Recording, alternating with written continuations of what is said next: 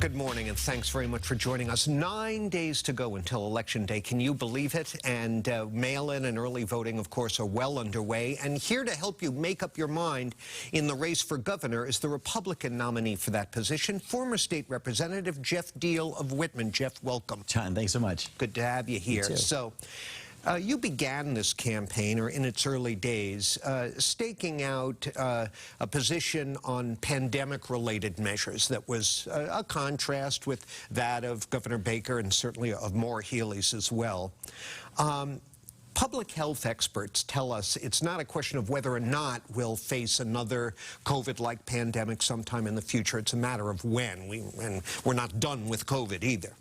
Should we face an outbreak like this again, an unknown virus, while you're governor, would you support any restrictions to protect against its spread?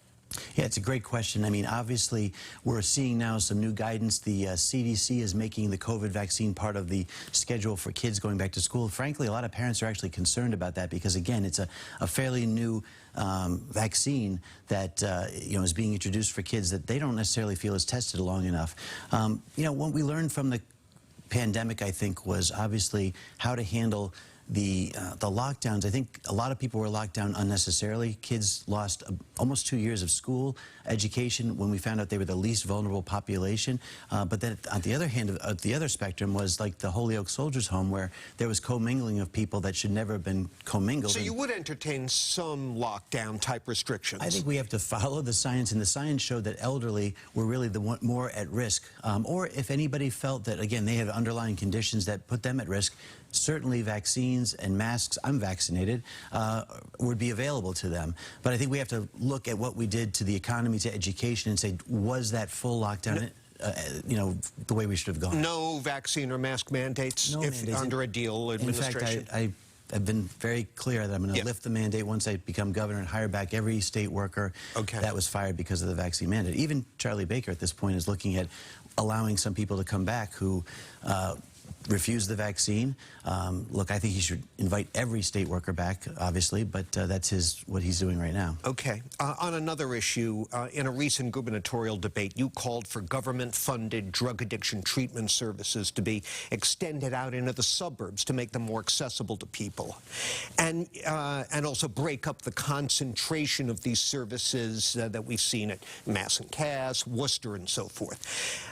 Simultaneously, there's a new report out on the state housing crisis that finds the wealthiest suburbs lag far behind other communities in the amount of affordable or subsidized housing they allow.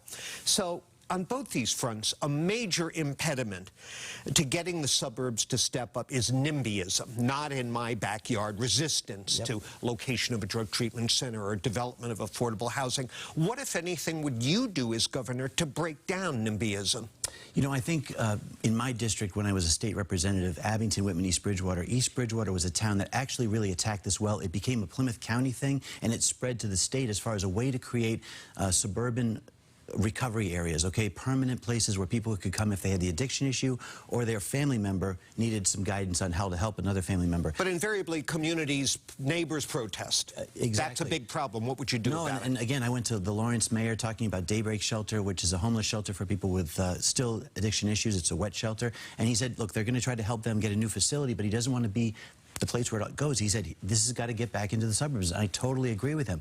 You know, we do have to make sure that mental health and drug addiction services are available in the suburban towns where it comes from. Otherwise, those kids get into the big cities, not just Mass and Cass.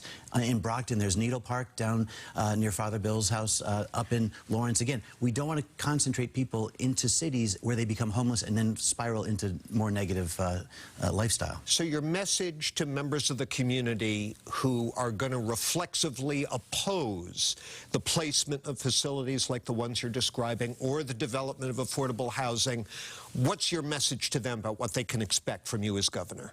Drug addiction cuts across all income levels, all races, all sexes. I mean, it is an issue that affects wealthy and poor. So they got to get with the program? So they have to own the addiction issues in their own neighborhoods. Keep those kids, or not just kids, keep everybody closer to their homes for help with family, and maybe even stay in their jobs while going through the addiction.